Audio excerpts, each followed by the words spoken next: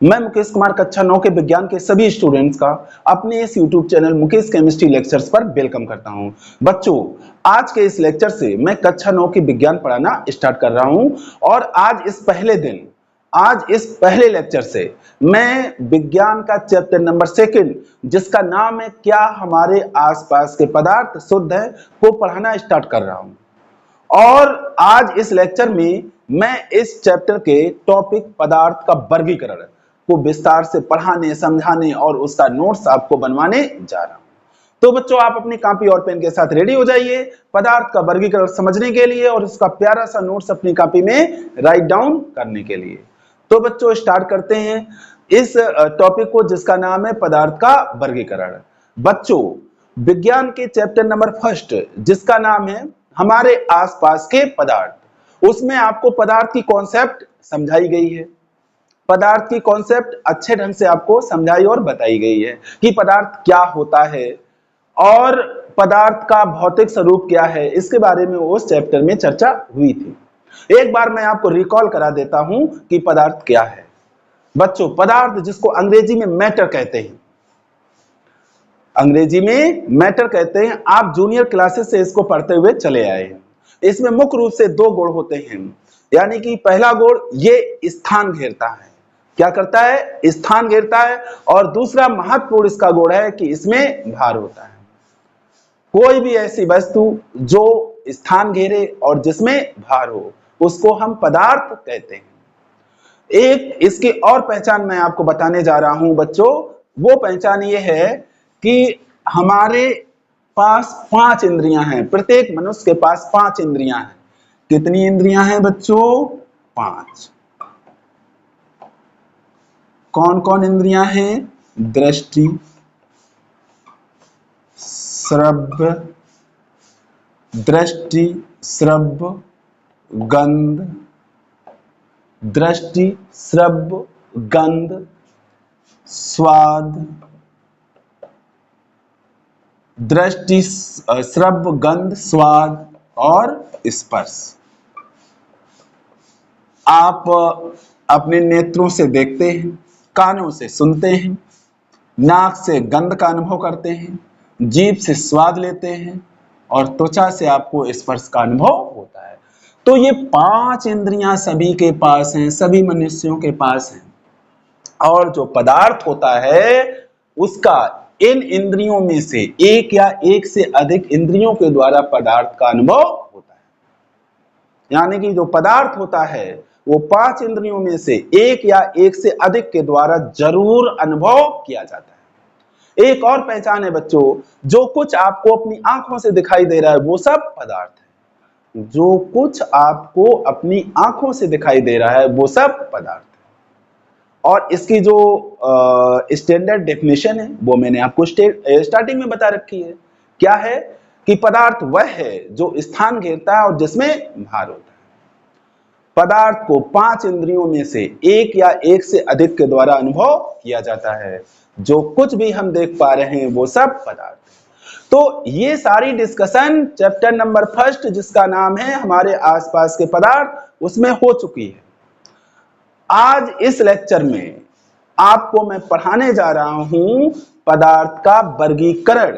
तो अब आते हैं अपने असली टॉपिक पर जिसका नाम है पदार्थ का वर्गीकरण। बच्चों, मैं इसे करता हूं साफ, क्योंकि यहां पर ये मैंने आपको थोड़ा रिकॉल कराने के लिए बताया था। अब देखिए, पदार्थ का वर्गीकरण, क्लासिफिकेशन ऑफ मैटर। बच्चों, जो पदार्थ का वर्गीकरण है वो 2 आधारों पर किया जाता है। पहला आधार भौतिक, दूसरा आधार रासायनिक। इट मींस पहला वर्गीकरण भौतिक वर्गीकरण, दूसरा वर्गीकरण रासायनिक वर्गीकरण।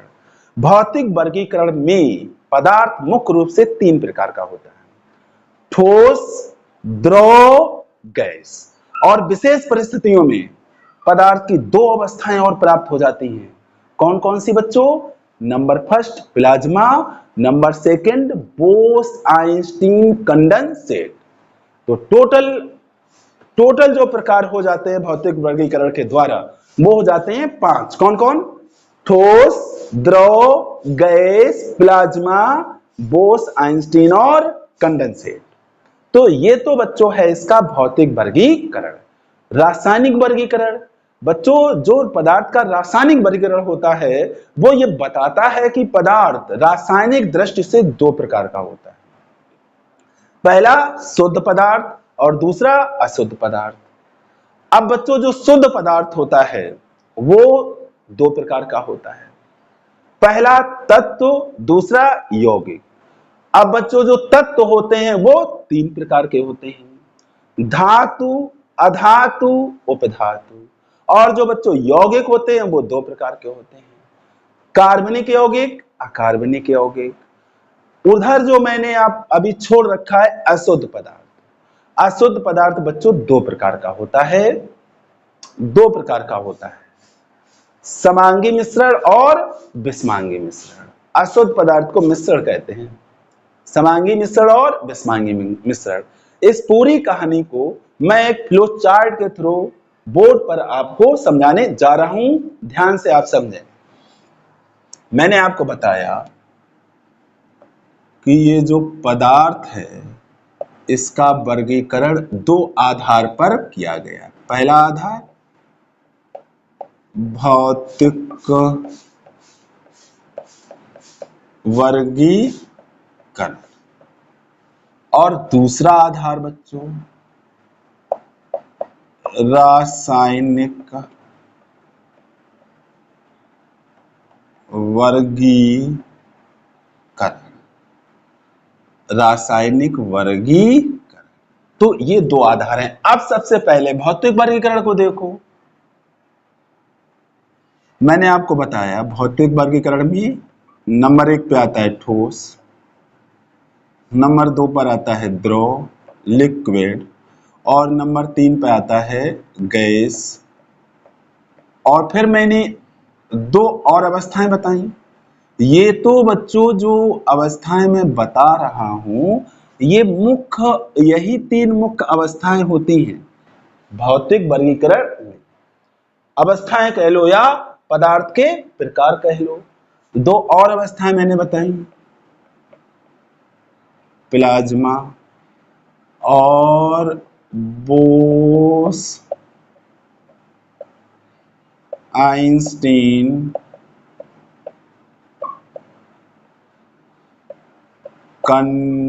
Condensate, Bose Einstein condensate. अब हम आते हैं रासायनिक वर्गीकरण। रासायनिक वर्गीकरण में बच्चों जो पदार्थ होता है अभी अभी बताया मैंने दो प्रकार का होता है, शुद्ध पदार्थ और अशुद्ध पदार्थ, शुद्ध और अशुद्ध पदार्थ, शुद्ध पदार्थ और अशुद्ध पदार्थ।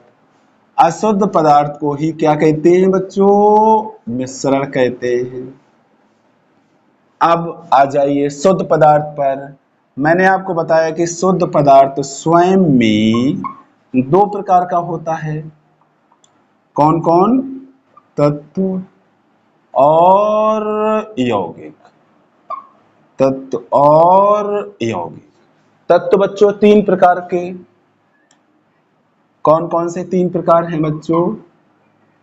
पहला आता है धातु, दूसरा आता है अधातु, और तीसरा आता है बच्चों उपधातु। उपधातु, धातु, अधातु, उपधातु। यौगिक बच्चों 2 प्रकार के होते हैं। कौन कौन से 2 पदार्थ यहां मैं बता रहा हूं। थोड़ा इसको नीचे की तरफ बना देता हूं ताकि आसानी से लिख सकूं। यौगिक कार्बनिक यौगिक, दूसरे बच्चों होते हैं अकार्बनिक यौगिक।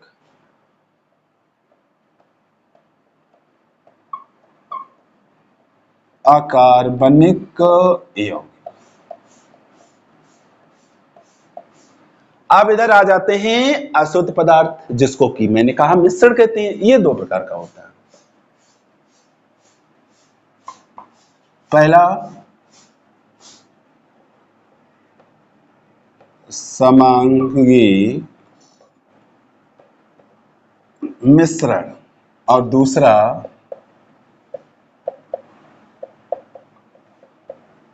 विषमांगी मिश्रण। समांगी मिश्रण को बच्चों विलयन कहते हैं। तो ये है बच्चों पदार्थ का वर्गीकरण, क्लासिफिकेशन ऑफ मैटर। अब बच्चों ये जो भौतिक वर्गीकरण है ये आपको समझाया और लिखाया जा चुका है चैप्टर नंबर 1 में, जिसका नाम है हमारे आसपास के पदार्थ। तो यहां पर मैं भौतिक वर्गीकरण का डिस्कशन करने वाला नहीं। किसका डिस्कशन मैं करने जा रहा हूं? रासायनिक वर्गीकरण, यानी कि शुद्ध पदार्थ, अशुद्ध पदार्थ, तत्व, यौगिक, धातु, अधातु, उपधातु, कार्बनिक यौगिक, अकार्बनिक यौगिक, समांगी मिश्रण और विषमांगी मिश्रण। बच्चों इस सबको मैं आपको समझाने जा रहा हूं। पहले मैं समझाऊंगा, इसके बाद इसका नोट्स आपको बोर्ड पर उपलब्ध कराऊंगा। तो आप बिल्कुल परेशान ना हो, कतई कंफ्यूज ना हो, पहले समझने में दिमाग लगाएं, पहले समझ लें, इसके बाद मैं इसका नोट्स इसी बोर्ड पर आपको प्रोवाइड करा दूंगा। तो बच्चों ये जो फ्लो चार्ट बनाया है इसका आप स्क्रीनशॉट ले लो और अपनी कॉपी में नोट कर लो, फिर आगे बढ़ते हैं। तो बच्चों जैसा कि मैंने अभी आपको बताया कि यहां पर इस लेक्चर में मैं रासायनिक वर्गीकरण को ही एक्सप्लेन करने जा रहा हूं। ये एक्सप्लेन हो चुका है, इसलिए अब इसको हम हटा देते हैं, इसको हटा देते हैं। हम केवल फोकस करेंगे यहां पर रासायनिक वर्गीकरण। अब देखो बच्चों, शुद्ध पदार्थ, कौन सा पदार्थ? शुद्ध पदार्थ। देखो बच्चों ऐसे पदार्थ को शुद्ध पदार्थ कहा जाता है जिसके प्रत्येक कण की रासायनिक प्रकृति समान होती है। एक कॉमन बात है कि ऐसा पदार्थ शुद्ध पदार्थ कहलाता है जिसके प्रत्येक कण की रासायनिक प्रकृति समान होती है। और इसकी क्या डेफिनेशन बनती है, बन सकती है, वो मैं आपको बोर्ड पर एक्सप्लेन कर रहा हूं। किसकी बात हो रही थी बच्चों? शुद्ध पदार्थ की। शुद्ध पदार्थ यानी कि प्योर मैटर। तो अभी अभी मैंने क्या बताया? ऐसा पदार्थ जिसके प्रत्येक कण का रासायनिक संगठन समान होता है उसको हम शुद्ध पदार्थ कहते हैं। अब देखिए बच्चों, अब अगर हम दूसरी डेफिनेशन की बात करें तो ऐसा पदार्थ जिसको किसी भी भौतिक प्रक्रम के द्वारा, प्रक्रम यानी कि विधि, प्रक्रम को कहते हैं बच्चों प्रोसेस। क्या कहते हैं? प्रोसेस, प्रक्रिया, विधि। तो ऐसा पदार्थ जिसको किसी भी भौतिक प्रक्रम के द्वारा किन्हीं अन्य प्रकार के पदार्थों में पृथक नहीं किया जा सकता है, ऐसे पदार्थ को हम कहते हैं शुद्ध पदार्थ। कैसा पदार्थ? ऐसा पदार्थ जिसको किसी भी भौतिक प्रक्रम के द्वारा, रासायनिक नहीं बच्चों, भौतिक प्रक्रम के द्वारा, जिसको किसी भी भौतिक प्रक्रम के द्वारा अन्य प्रकार के पदार्थों में पृथक नहीं किया जा सकता है, उसको हम शुद्ध पदार्थ कहते हैं। या अभी अभी मैंने आपको बताया कि ऐसा पदार्थ जिसके प्रत्येक कण की रासायनिक प्रकृति समान होती है उसको हम शुद्ध पदार्थ कहते हैं। ठीक, अब आ जाइए तत्व पर। तत्व क्या होता है, यौगिक क्या होता है, वन बाय वन मैं सभी को एक्सप्लेन करूंगा आपके सामने। तत्व बच्चों, तत्व क्या है? तत्व पदार्थ का वह सरलतम रूप है, पदार्थ का वह सरलतम रूप है जिसके भौतिक और रासायनिक गुण निश्चित होते हैं। तत्व की बात हो रही है, तत्व को बच्चों बोलते हैं एलिमेंट्स। तत्व पदार्थ का कैसा रूप है बच्चों? सरलतम रूप है, यानी कि छोटे से छोटा रूप है।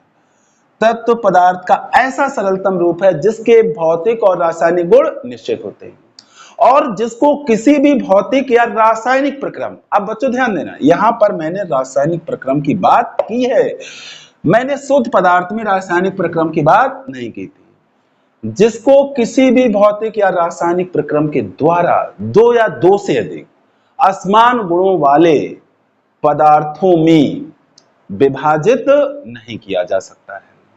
ऐसे पदार्थ को तत्व कहा जाता है। विभाजित भी नहीं किया जा सकता है और प्राप्त भी नहीं किया जा सकता है। तो क्या इसका कॉन्सेप्ट है?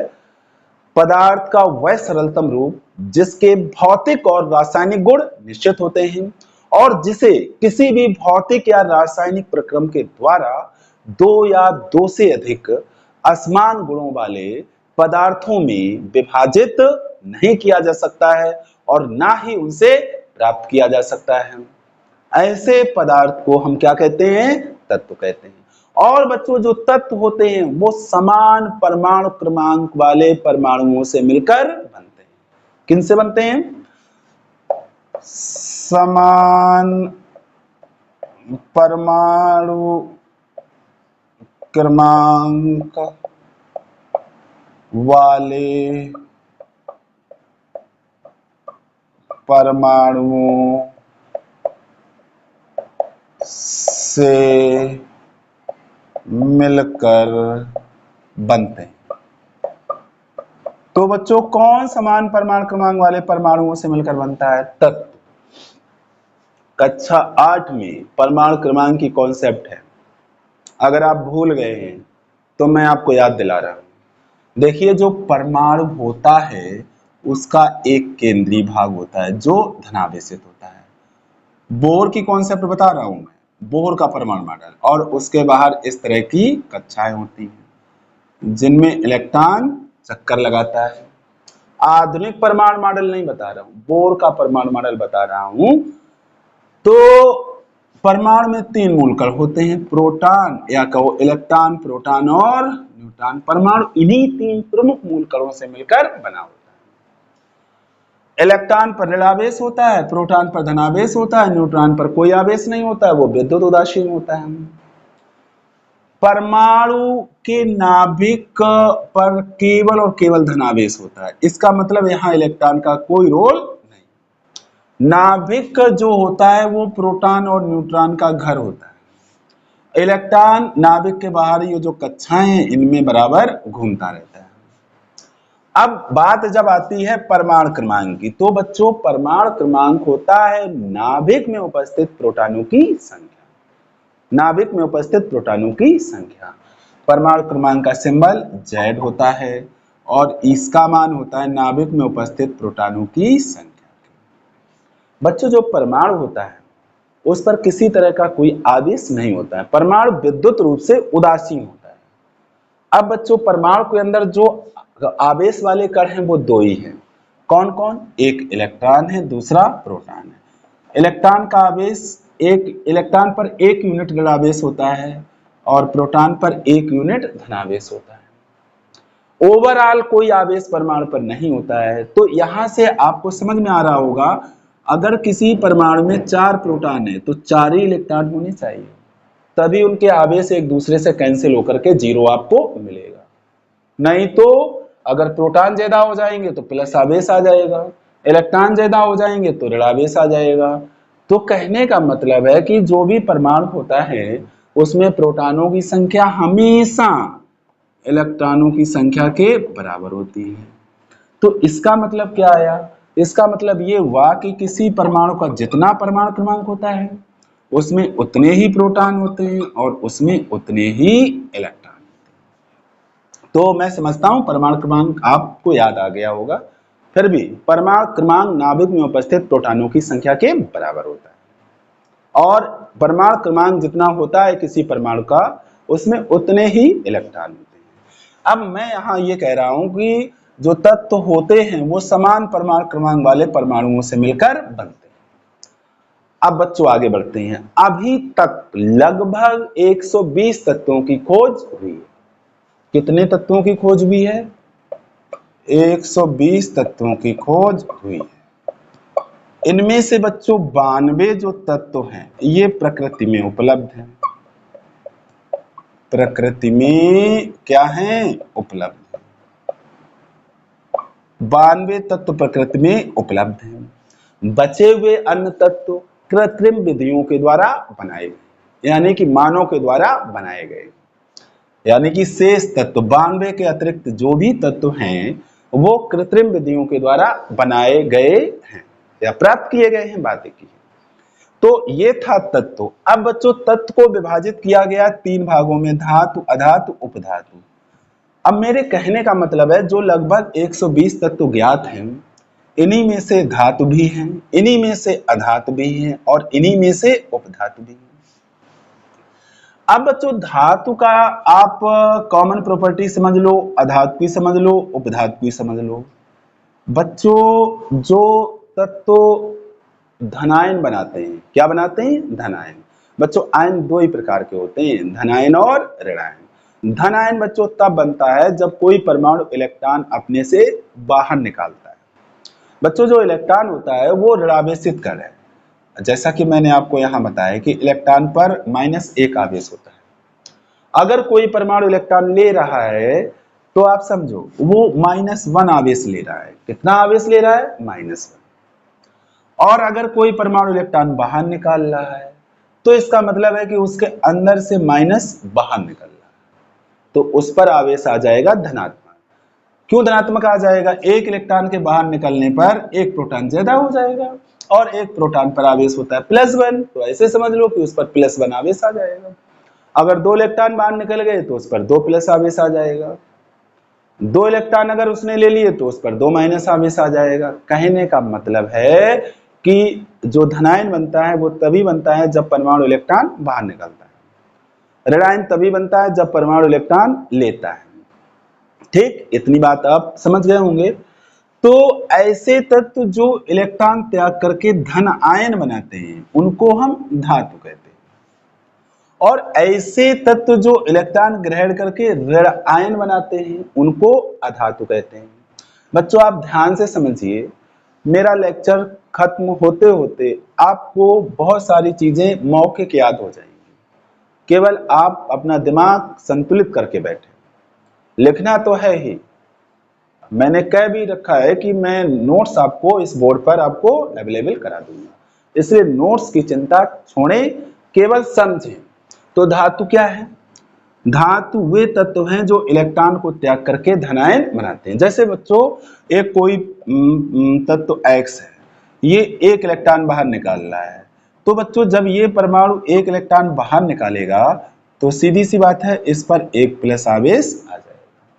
अगर यही परमाणु 2 इलेक्ट्रॉन बाहर निकाले तो इस परमाणु पर 2+ आवेश आ जाएगा। मान लो ये 3 बाहर निकाले तो इस पर आ जाएगा, 3 इलेक्ट्रॉन बाहर निकाल रहा है तो इस पर आ जाएगा 3+ आवेश। बच्चों या तो आप 3+ बना दो या आप 3+ ना बनाओ तो ऐसे बना सकते हो, X बनाया 3 बनाया और यहाँ प्लस बना दिया। दोनों तरीके यूज होते हैं, चाहे ऐसे लिखो चाहे ऐसे लिखो। इसी तरह से बच्चों अगर कोई परमाणु इलेक्ट्रॉन ले रहा है तो उस पर माइनस आवेश आता है। मान लो मैंने बोल दिया कि एक परमाणु Y है, वो एक इलेक्ट्रॉन ले रहा है तो इस पर आवेश आ जाएगा 1-, और अगर ये 2 इलेक्ट्रॉन ले रहा है तो इस पर आवेश आ जाएगा 2-। अगर इसने 3 इलेक्ट्रॉन ले लिए तो इस पर आ जाएगा 3-।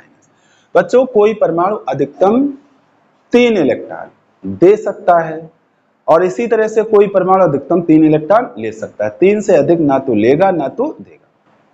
ये आगे का क्वेश्चन है, आगे की क्लासों में मैं आपको क्लियर करूंगा। यहाँ पर आप 9th में हैं, आप इतना ही समझें कि कोई परमाणु अधिकतम 3 इलेक्ट्रॉन दे सकता है, इसी तरह से कोई परमाणु अधिकतम 3 इलेक्ट्रॉन ले सकता है।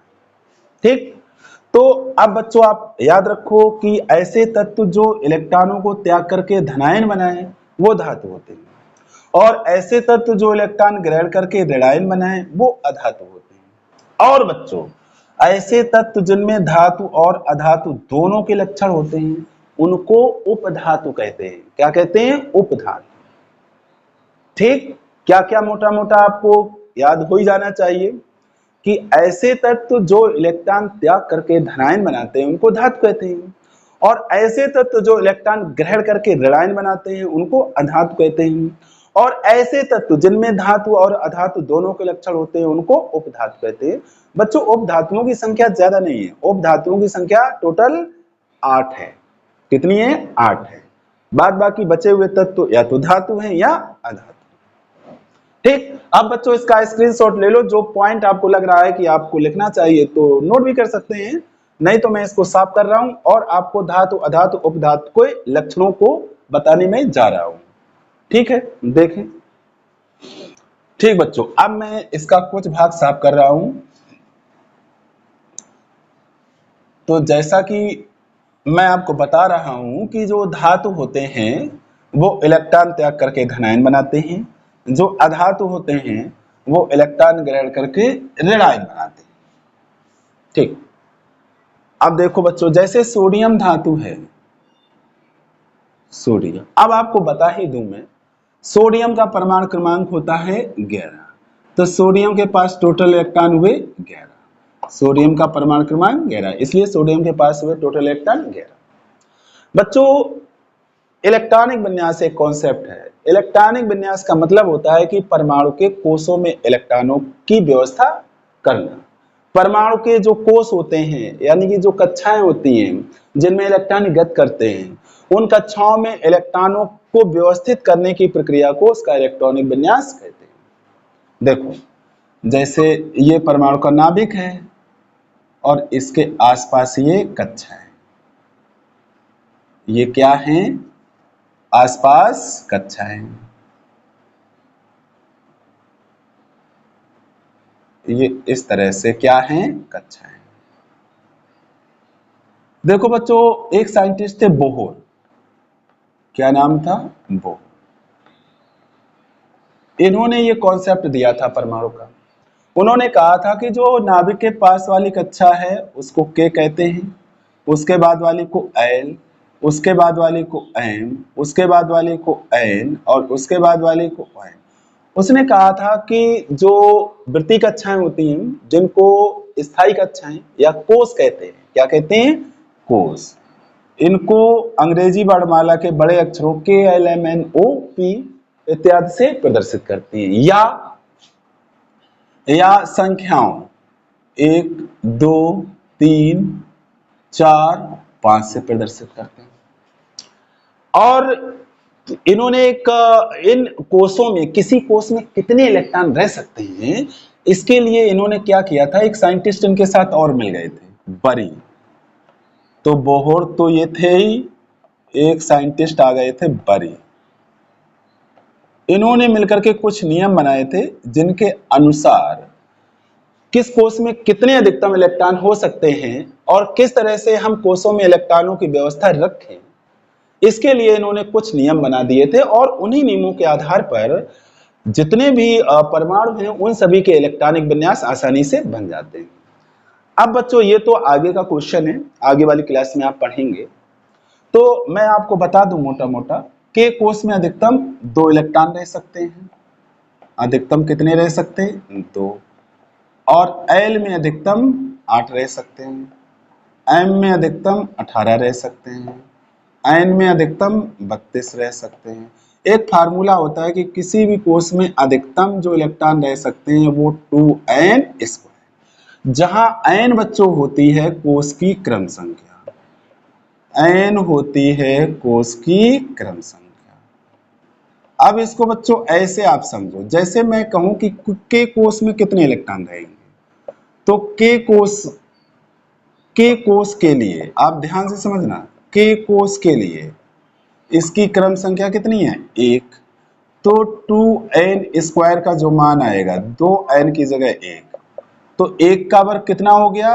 1। तो 2 एकम 2, तो इलेक्ट्रॉनों की संख्या कितनी आ गई? 2।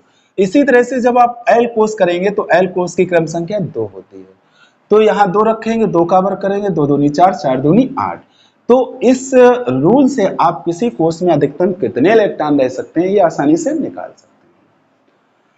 अब देखिए, जितने भी परमाणु होते हैं वो विभिन्न रासायनिक क्रियाओं के द्वारा, रासायनिक संयोग के द्वारा अपने बाहरी कोष में 8 इलेक्ट्रॉन करने का प्रयास करते हैं। इसके लिए वो इलेक्ट्रॉन त्याग भी करते हैं, ग्रहण भी करते हैं। ऐसा इसलिए करते हैं क्योंकि 8 इलेक्ट्रॉन विन्यास, लास्ट में बाहरी कोश में जो 8 इलेक्ट्रॉन होते हैं वो वाली व्यवस्था स्थायी व्यवस्था मानी जाती है। सारे परमाणु उसी उधेड़ बुन में लगे रहते हैं, अपने बाहरी कोश में 8 इलेक्ट्रॉन करने का प्रयास करते हैं। इसके लिए मैंने कहा इलेक्ट्रॉन त्याग भी करते हैं और इलेक्ट्रॉन ग्रहण भी करते हैं। अगर किसी परमाणु के बाहरी कोश में 1 इलेक्ट्रॉन है, 2 इलेक्ट्रॉन है, 3 इलेक्ट्रॉन है, तो वो इलेक्ट्रॉन त्याग करता है। अगर बाहरी कोश में 5 इलेक्ट्रॉन है, 6 इलेक्ट्रॉन है, 7 इलेक्ट्रॉन है, तो वो इलेक्ट्रॉन ग्रहण करता है। आगे जाएंगे तो आगे वाली क्लास में आपको बहुत डिटेल में मैं आपको बताऊंगा, यहाँ पर इसका डिटेल नहीं है, थोड़ा सा है तो मैं आपको बता रहा हूं। तो ये सब इसलिए बता रहा हूं ताकि आप थोड़ा समझ जाएं। जैसे सोडियम है, सोडियम का परमाणु क्रमांक 11, तो इसके बाहरी कोश में हम इलेक्ट्रॉन निकालेंगे, इलेक्ट्रॉनिक विन्यास करेंगे, तो देखो पहले कोश में 2 इलेक्ट्रॉन रहेंगे, 2 ही रह सकते हैं, दूसरे में 8, तो 2 8 कितने हो गए? 10, 2 8 10, 1 इलेक्ट्रॉन बचा, वो 1 इलेक्ट्रॉन अगले कोश में चला जाएगा। तो कुल मिला के हमने देखा कि जो सोडियम है इसके बाहरी कोश में 1 इलेक्ट्रॉन है। जैसा कि मैंने आपको बताया कि जिन तत्वों के बाहरी कोश में 1, 2 या 3 इलेक्ट्रॉन होते हैं वो इलेक्ट्रॉन त्याग करते हैं, तो ये 1 इलेक्ट्रॉन ये त्याग करेगा, और जब ये इलेक्ट्रॉन त्याग करेगा तो ये धनायन बनाएगा, जब ये धनायन बनाएगा तो ये धातु की कैटेगरी में आ जाएगा। ठीक, तो देखो बच्चों, सोडियम क्या करता है? 1 इलेक्ट्रॉन त्याग करता है और धनायन बनाता है। इसी तरह से बच्चों जो मैग्नीशियम होता है ये 2 इलेक्ट्रॉन त्याग करके धनायन बनाता है, इस पे 2 प्लस चार्ज आ जाता है। इसी तरह से बच्चों जो एल्युमिनियम होता है ये 3 इलेक्ट्रॉन त्याग सकता है और इस पर आवेश आ जाता है 3 प्लस। बच्चों मैग्नीशियम का परमाणु क्रमांक 12 होता है, तो इसका इलेक्ट्रॉनिक विन्यास हो जाता है 2 8 2, और एल्युमिनियम का 13 होता है तो इसका इलेक्ट्रॉनिक विन्यास हो जाता है 2 8 3, तो ये 2 इलेक्ट्रॉन बाहर निकालता है, ये 3 बाहर निकालता है। ठीक, अब आधात की बात करें तो मैंने आपको बताया कि ऐसे तत्व जिनके बाहरी कोश में 5 6 या 7 इलेक्ट्रॉन होते हैं वो इलेक्ट्रॉन ग्रहण करके ऋणायन बनाते हैं। अब बच्चों जैसे मैं एक परमाणु क्लोरीन इसकी बात करूं तो क्लोरीन का परमाणु क्रमांक 17 होता है, इसमें 17 इलेक्ट्रॉन होते हैं और इसका इलेक्ट्रॉनिक विन्यास आप करोगे तो 2 8 7 आएगा, 2 8 10, 7 इलेक्ट्रॉन बचे तो 7 अगले कोश में आ जाएंगे, क्योंकि अगले कोश में 18 इलेक्ट्रॉन रह सकते हैं। 7 है तो ये 8 इलेक्ट्रॉन करने के लिए 1 इलेक्ट्रॉन ग्रहण करेगा, यानी कि ये क्या काम करता है? ये 1 इलेक्ट्रॉन ग्रहण करके क्या बनाता है? ऋणायन। इस वजह से ये क्या है? अधातु। क्या है? अधातु। इसी तरह से बच्चों जो आपका नाइट्रोजन होता है या ऑक्सीजन को देख लो, ऑक्सीजन का परमाणु क्रमांक 8 होता है। परमाणु क्रमांक आपको याद करने पड़ेंगे, परमाणु क्रमांक याद करने पड़ेंगे। देखिए तो इसका हो जाता है 2 6 बचे हैं तो बाहरी कोश में 6 इलेक्ट्रॉन। अब ये 6 इलेक्ट्रॉन ग्रहण त्याग नहीं करेगा बल्कि 8 करने के लिए 2 इलेक्ट्रॉन ग्रहण करेगा। तो ये क्या काम करता है? रासायनिक प्रक्रियाओं में 2 इलेक्ट्रॉन ग्रहण करता है और क्या बनाता है? ऋणायन बनाता है। इसके ऊपर 2 माइनस आवेश आ जाता है। इसी तरह से बच्चों अगर हम नाइट्रोजन की बात करें तो नाइट्रोजन का परमाणु क्रमांक 7 होता है और इसका इलेक्ट्रॉनिक विन्यास 2,5। ये क्या काम करेगा? ये 8 इलेक्ट्रॉन करने के लिए क्या करेगा? 3 इलेक्ट्रॉन ग्रहण करेगा। तो रासायनिक क्रियाओं में क्या होता है? नाइट्रोजन 3 इलेक्ट्रॉन ग्रहण करके N3 माइनस आयन बनाता है। तो इस वजह से क्लोरीन, ऑक्सीजन, नाइट्रोजन ये सब क्या है? अधातु। अब आपको कॉन्सेप्ट समझ में आनी चाहिए। ठीक, अब देखिए बच्चों धातुओं के बारे में कुछ जान लीजिए। बच्चों धातुओं में एक विशेष प्रकार की चमक होती है जिसको धात्विक चमक कहा जाता है।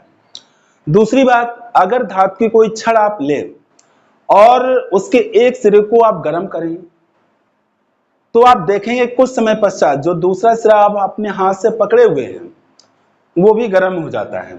इसका मतलब है कि धातुओं में ऊष्मा एक स्थान से दूसरे स्थान तक प्रवाहित होती है।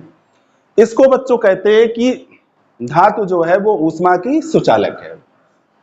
इसी तरह से बच्चों अगर आप धातु लें और उसके एक सिरे पर विद्युत यानी कि करंट वाला तार लगाएं तो आप देखेंगे पलक झपकते ही दूसरे सिरे में करंट आ जाएगा, यानी कि पूरी धातु में करंट फैल जाता है।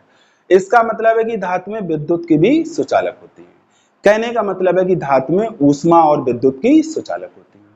पहला पॉइंट मैंने क्या बताया है कि धातुओं में एक विशेष चमक होती है जिसको धात्विक चमक कहते हैं। और बच्चों धातुएं जो होती हैं वो तन्य होती हैं। तन्य होने का मतलब उनके तार खींचे जा सकते हैं। धातुओं के तार खींचे जा सकते हैं। आपने देखा भी होगा घरों में जो वायरिंग में तार यूज होता है वो कॉपर धातु का होता है। जो मेन लाइन होती है उसमें जो धातु यूज होती है वो एल्युमिनियम यूज होती है। तो कहने का मतलब है कि धातुओं के तार खींचे जा सकते हैं और धातुएं तन्य होती हैं जिनको तान सकते हैं। और बच्चों इसका एक और गुण है कि धातुओं को अगर आप हथौड़े से पीटते हैं तो धातुएं टूटती नहीं है बल्कि इनका आधार जो है वो फैल जाता है। कुल मिलाकर के इनका जो पृष्ठ है उसके क्षेत्रफल में वृद्धि हो जाती है। आघात चूंकि ये बर्दाश्त करती हैं इसलिए इनके इस गुण को कहते हैं आघात वर्धनीयता। क्या बोलते हैं? आघात वर्धनीयता।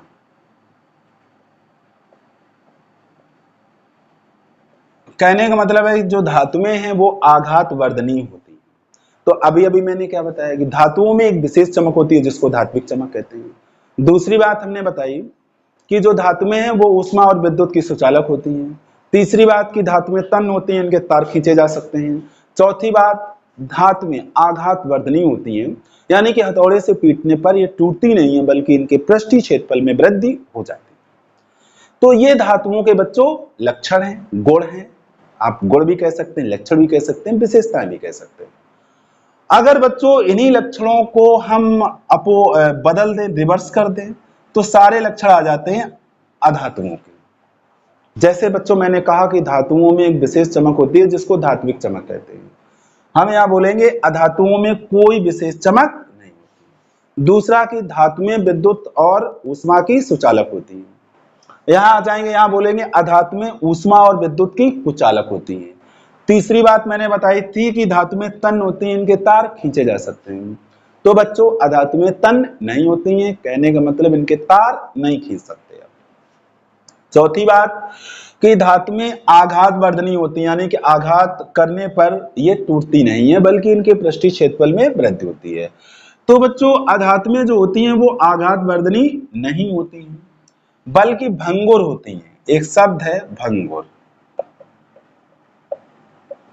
यानी कि हथौड़े से पीटने पर ये छोटे छोटे कणों में टूट जाते हैं, छोटे छोटे कणों में टूट जाते हैं।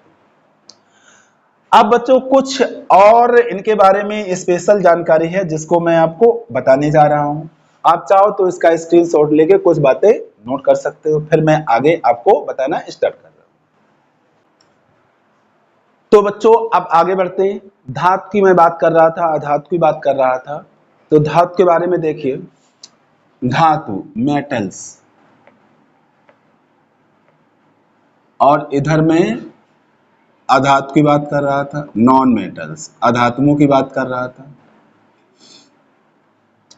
तो मैं कह रहा था कि जो धातुएं होती हैं इनमें एक विशेष चमक होती है जिसको धात्विक चमक कहते हैं। धात्विक चमक, इसको बोलते हैं मेटेलिक लस्टर, धात्विक चमक, और यहां पर नहीं होती है। दूसरी बात मैंने कहा ये तन्य होती हैं, डक्टाइल, यहां पर ये तन्य नहीं होती है। तीसरी बात मैंने कहा कि ये आघात वर्धनीय होती हैं, मेलिएबल होती हैं, और ये नहीं होती। चौथी बात ये ऊष्मा और विद्युत की क्या होती हैं? सुचालक होती हैं, ये सुचालक होती हैं, और ये कुचालक होती हैं, कुचालक होती हैं। अब मैंने कहा कुछ स्पेशल बातें मैं बताने जा रहा हूं। देखिए बच्चों एक ऐसी धातु है मरकरी जिसका फार्मूला होता है Hg, इसको पारा भी बोलते हैं। ये सामान्य ताप पर द्रव अवस्था में रहती है। आपने देखा होगा कि जो थर्मामीटर होता है उससे पारा भरा होता है, वो द्रव अवस्था में होता है। तो अपवाद स्वरूप पारा एक ऐसी धातु है जो सामान्य ताप पर द्रव अवस्था में होती है। बाद बाकी जितनी भी धातुएं हैं, अन्य जितनी भी धातुएं वो ठोस अवस्था में रहती है। और आगे बढ़ते हैं।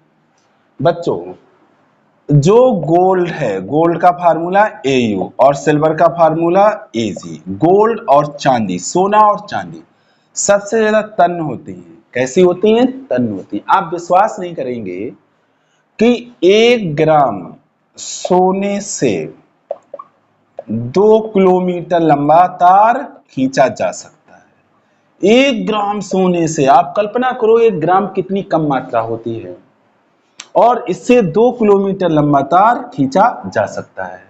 तो ये सर्वाधिक तन्य धातु है। आगे बात करें तो बच्चों क्षारीय धातु में, क्षारीय धातु में, क्षारीय धातु में आगे क्लासों में पढ़ेंगे आप, तो आपको डिटेल में मैं बताऊंगा। अभी आप जान लो लिथियम, सोडियम, पोटेशियम, इनके नाम याद कर लो। लिथियम, सोडियम, पोटेशियम, ये क्षारीय धातुएं होती हैं। बच्चों ये ऐसी क्षारीय धातुएं हैं जो इतनी मुलायम होती हैं कि आप चाकू से इनको काट सकते हैं। किससे काट सकते हैं? चाकू से। क्वेश्चन आता है ऐसी धातुओं के नाम बताओ जिनको चाकू से काट सकते हैं। कौन सी धातुएं हैं? क्षारीय धातुएं। क्या क्या नाम है? Lithium, sodium, potassium. तो ये धातुओं के बारे में कुछ स्पेशल पॉइंट थे जो मैंने आपको बताए। अब आते हैं अधातुओं के बारे में। बच्चों एक अधातु है ब्रोमीन। ब्रोमीन केवल ऐसी अधातु है जो सामान्य ताप पर द्रव अवस्था में रहती है। बाद बाकी जितनी भी अधातुएं हैं वो या तो गैस अवस्था में रहती हैं या ठोस अवस्था में रहती हैं। गैस अवस्था में होती हैं या ठोस अवस्था में होती हैं। मैंने ये कहा अभी कि इनमें कोई धात्विक चमक नहीं होती, कोई चमक नहीं होती है। इसका भी एक अपवाद है, आयोडीन, जिसका सिंबल आई होता है। आयोडीन एक ऐसी अधातु है जिसमें चमक पाई जाती है। क्या पाई जाती है? चमक। तो अब मैं समझता हूं आपको इन दोनों का कॉन्सेप्ट अच्छे ढंग से समझ में आ गया होगा। बच्चों ये आगे तक यूज होने वाले टॉपिक हैं जो बार बार आएंगे, 10th में भी आएंगे, 11th में भी आएंगे, आगे जो भी क्लासें हैं उन सब में इनका यूज होगा। इसलिए इनको ध्यान से समझें आप और इनका कॉन्सेप्ट तैयार कर लें। अब बच्चों बात आती है उपधातु की। उपधातु जिसको बोलते हैं मेटेलॉइड्स। बहुत इंपॉर्टेंट बच्चों ये सारे पॉइंट्स हैं। उपधातु बच्चों, उपधातु ऐसे तत्व होते हैं जिनमें धातु और अधातु दोनों के लक्षण पाए जाते हैं। धातु के भी होते हैं और अधातु के भी होते हैं। इनकी संख्या 8 है। मार्केट में जो बुक्स हैं, जितनी भी मोस्टली जो बुक्स हैं उनमें अलग अलग दिया है, किसी में 7 दिया है, किसी में कुछ दिया है। बच्चों सही आंकड़ा 8 है। 8 को आप ध्यान रखें। कौन कौन सी उपधातुएं हैं? कौन कौन सी उपधातुएं हैं बच्चों? एक तो बोरान है, दूसरा सिलिकॉन है, तीसरा जर्मेनियम है। Boron, silicon, germanium. फिर इसके बाद आर्सेनिक है, फिर इसके बाद एंटीमनी है। आर्सेनिक, एंटीमनी, एंटीमनी, फिर इसके बाद टेलोरियम है, फिर इसके बाद पोलोनियम है, फिर इसके बाद एस्टेटीन है। इनको याद कर लेंगे बच्चों, ऐसे दो दो के ग्रुप में इनको याद करेंगे। आगे जब आवर्स आईडी मैं आपको बताऊंगा तो आप देखेंगे कि इनको याद करना बहुत आसान है, क्योंकि ये दोनों एक ही वर्ग के धातुएं हैं। ये दोनों एक वर्ग की हैं, ये दोनों एक वर्ग की हैं, और ये अलग वर्ग की है और ये अलग वर्ग की है। तो इसी तरह से आप याद करें। क्या नाम इसका मैंने बताया? बोरान, सिलिकॉन, बार बार पढ़ेंगे नाम याद हो जाएंगे। जर्मेनियम, जर्मेनियम, आर्सेनिक, एंटीमनी,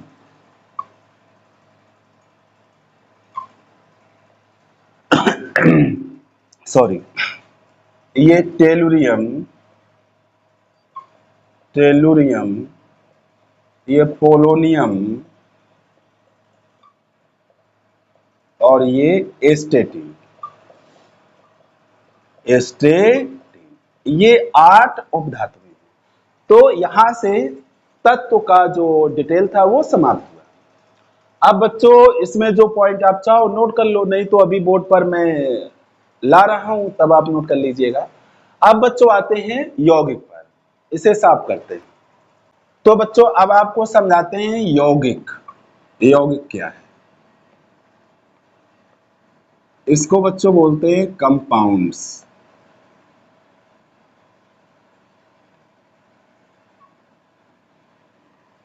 यौगिक बच्चों ऐसे शुद्ध पदार्थ हैं जो दो या दो से अधिक तत्वों या परमाणुओं से मिलकर बने होते हैं। ऐसे शुद्ध पदार्थ जो दो या दो से अधिक तत्वों या परमाणुओं से मिलकर बनते हैं उनको यौगिक कहते हैं। जैसे सबसे सिंपल एग्जांपल वाटर का ले लो, जल।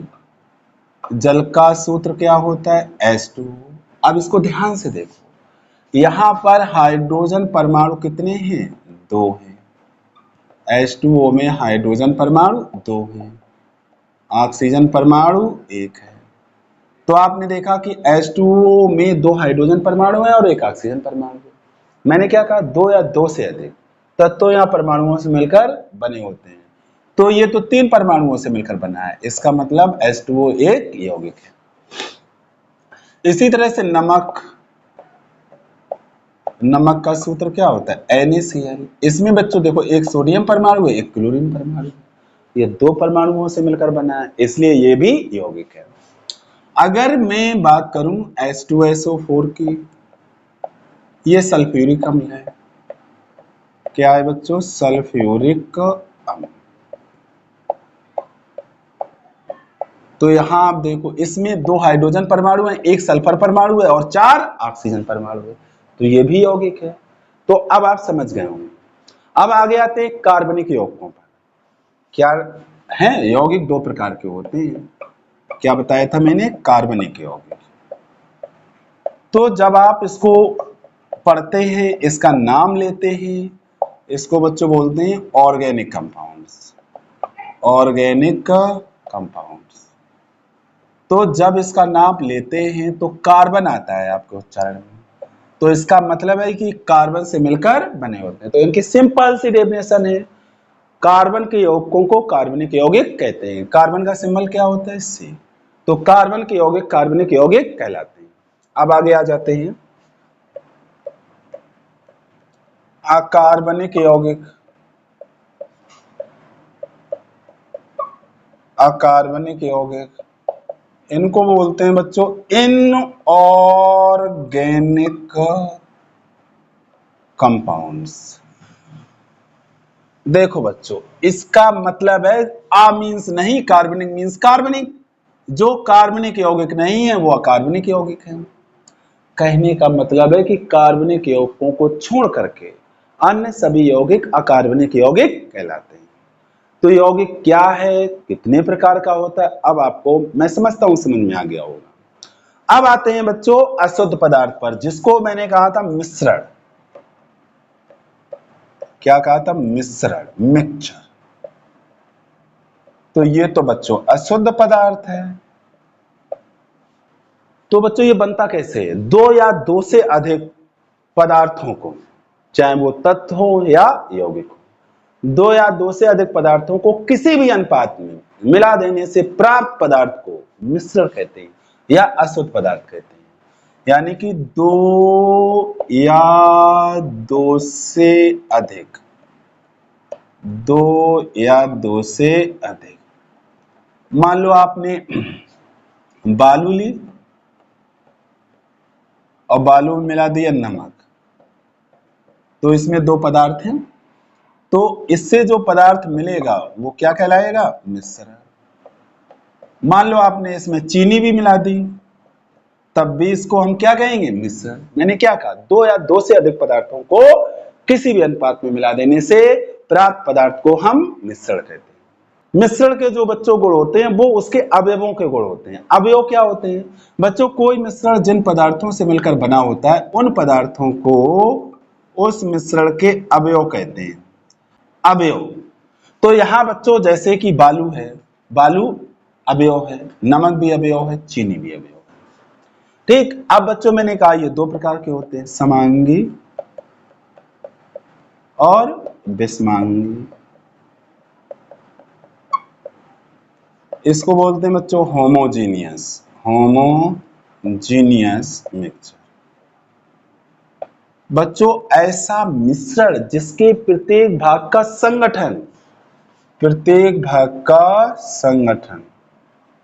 और उसके गुण समान होते हैं, ऐसे मिश्रण को हम समांगी मिश्रण कहते हैं। जैसे आपने पानी में चीनी मिलाई, इसके बाद आपने उसमें नींबू मिलाया, इसके बाद उसमें नमक मिलाया, तो एक मिश्रण बन के तैयार हो गया। तो इस तरह से जो मिश्रण बनता है उसके प्रत्येक भाग के जो गुण होते हैं और जो उसका संगठन होता है वो एक जैसा होता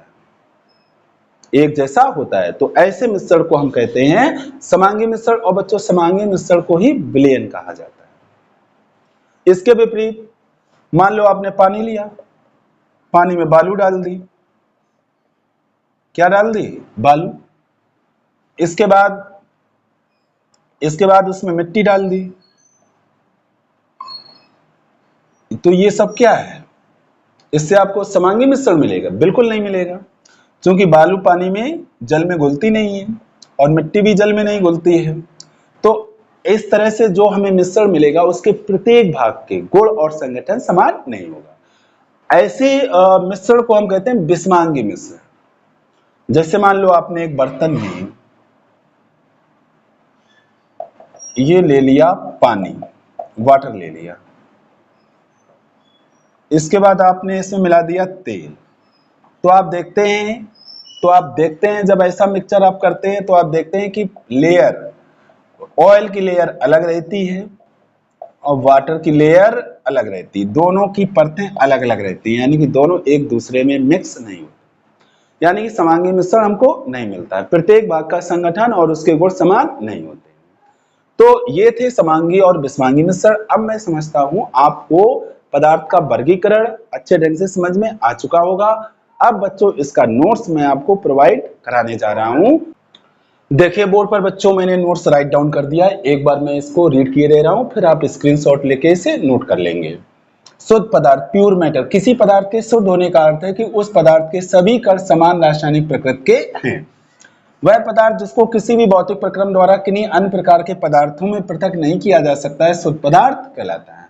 फिर तत्व, एलिमेंट्स, किसी पदार्थ का वह सरलतम रूप जिसके भौतिक व रासायनिक गुण निश्चित होते हैं तथा जिसे किसी भी भौतिक व रासायनिक प्रक्रम द्वारा दो या दो से अधिक असमान गुणों वाले पदार्थों में विभाजित नहीं किया जा सकता है और ना ही उनसे प्राप्त किया जा सकता है, तत्व कहलाता है। ये तत्व की डेफिनेशन है बच्चों।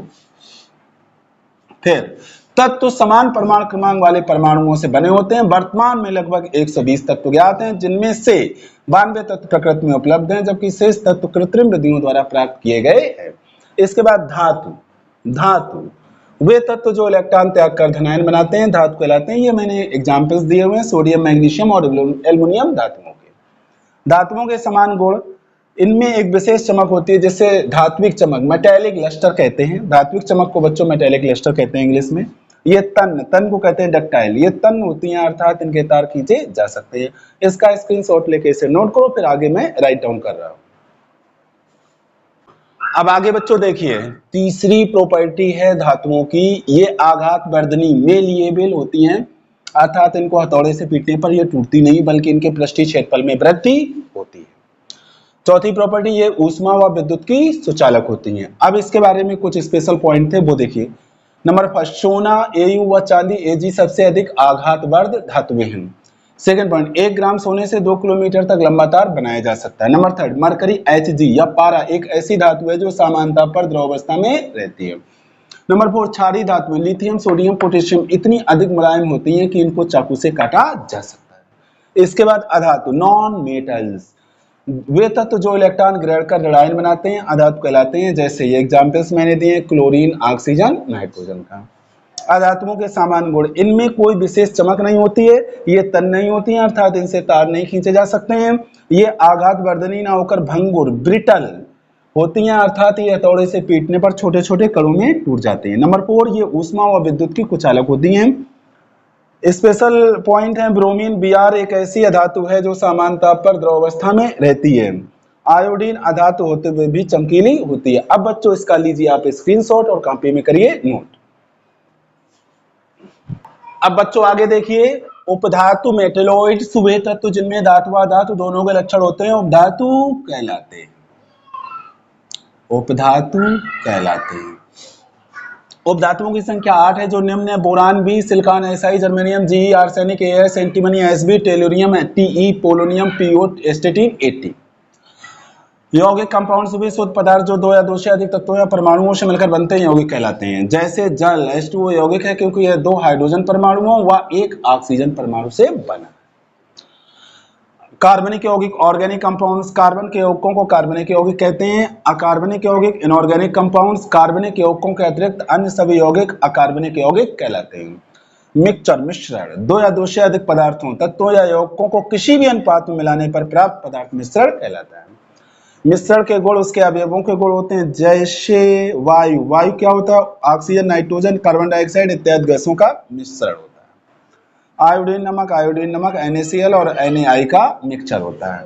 इसका स्क्रीनशॉट लेके कॉपी में नोट करें। अब बच्चों लास्ट में देखिए समांगी मिश्रण, होमोजेनियस मिक्सचर, वह मिश्रण जिसके प्रत्येक भाग के गुण व संगठन यानी कंपोजिशन समान होते हैं समांगी मिश्रण कहलाता है। जैसे वायु, जल व चीनी का मिश्रण।